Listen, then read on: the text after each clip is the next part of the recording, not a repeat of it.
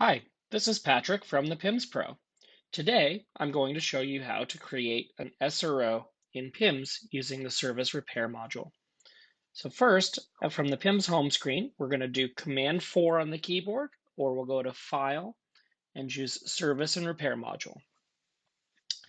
Then we're going to go ahead and either click a button that says Create New SRO, or Command S on the keyboard, or you can go to the SRO menu and choose Create New Service Repair Order.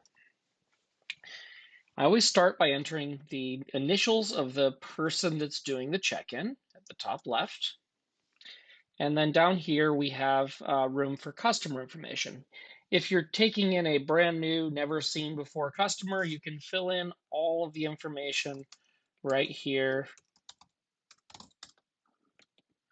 and just enter all of their info. And when you're finished, you can press Command 5 on your keyboard, or you can do records, add new customer from SRO. It's important that you add these customers to your database as real customers.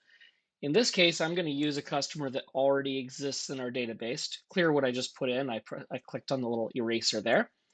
And I'm going to use Brown Computer. I have two matches to Brown Computer. I'm going to choose this first one.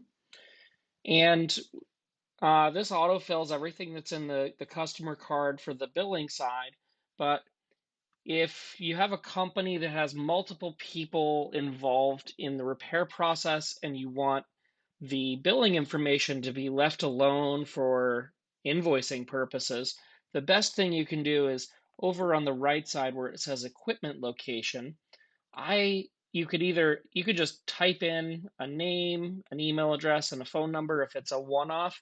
The email address on the right side is what PIMS will default to for sending automated status emails.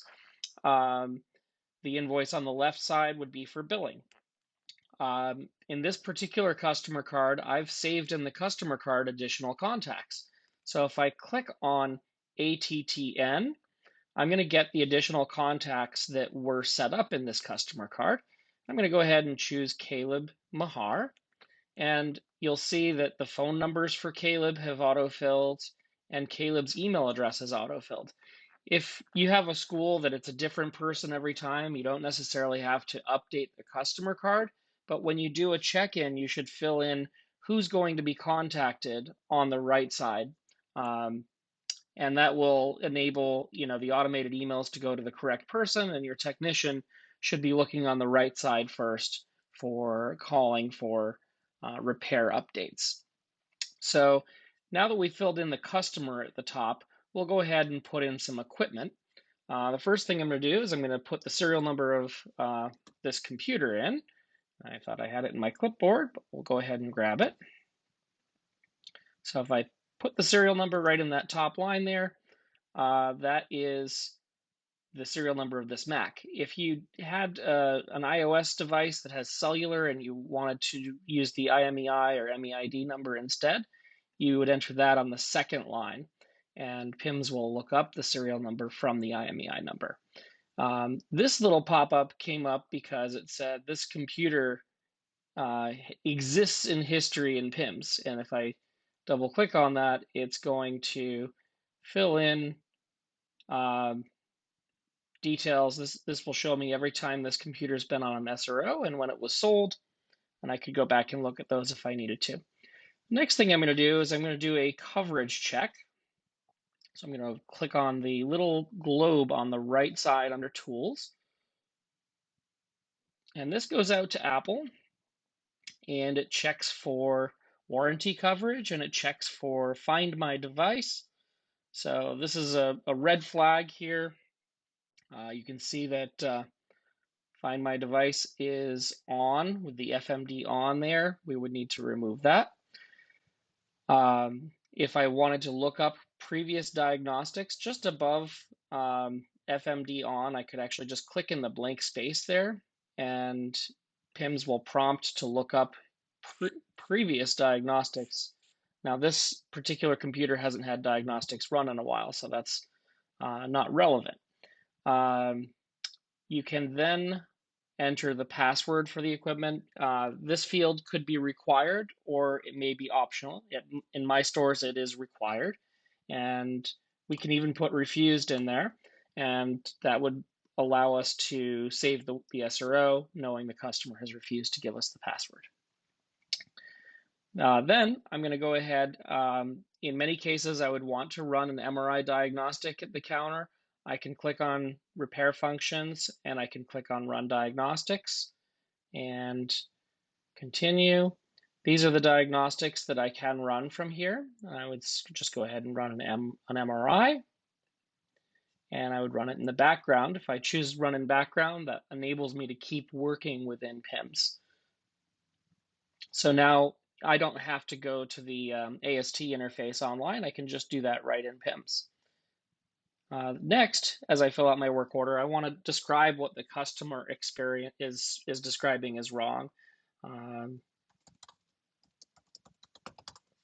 And I may want to, there are fields here for data and cosmetic condition. I have my technicians type it right up in the problem description area. That's totally up to you. You could have a status automatically selected every time you make a new SRO.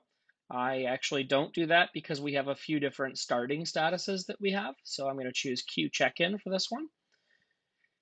And this SRO repair type is a required field in my stores, so you wouldn't be able to save the SRO without it. And we use the backup request as our repair type, and we have a few options here. So I'm going to say no backup requested. And screen comment over on the right here would be, and you have a date and timestamp. You can enter anything that you want to record internally that does not print on the SRO or go in any of the emails or anything like that. And lastly, on the work performed page, this is typically where the technician starts, but sometimes we want to get a price on what a display would cost out of warranty. So I can go ahead and sign that as me as the technician. And I'm going to go ahead and try to find out what a display would cost. And I do that by clicking on the little question mark next to part or service code. And if there's not already a line there, you do have to add a line by clicking new line. And then I can click this little question mark. This is going to pull GSX for all of the parts that are available for this computer. And I can see display assembly right here in the list, but if the list were not showing, in an easy way, you didn't see the display right away, you can click this little question mark here and say display, and it's going to highlight the first result for display. If you needed to find the next result, you can click the question mark plus. And every time you press the question mark plus, it's going to take you to the next result in the list. So now if I click continue, it's going to add it onto the SRO. And you can see here, these are our costs for stock or exchange. But when we add it to the SRO, it's going to utilize exchange cost with whatever markup we have set. And if I'm providing an estimate to the customer, I may also put in a labor code, which is just a part number in our system. And if I click estimated cost down here, the actual words, it's going to calculate tax and everything. And I could then print an estimate for a customer. And there we go. Clicking the estimated cost button will also save a snapshot so that if I later on remove the display and click the button again, I would be able to go back to attached documents and you'll actually find a copy of your previous estimate that you could reprint if you needed to. So now that we have filled out our work order, I would go typically in store, I would click print. And if you're connected to the Cayenne credit card terminals, you can prompt for a signature, an electronic signature right on the terminal. And my SRO will print out like this, but we can design our SRO to look any way we would like. So that's the basics of creating an SRO. Thank you for watching, and if you have any feedback or suggestions, please feel free to send them to patrick@thepimspro.com.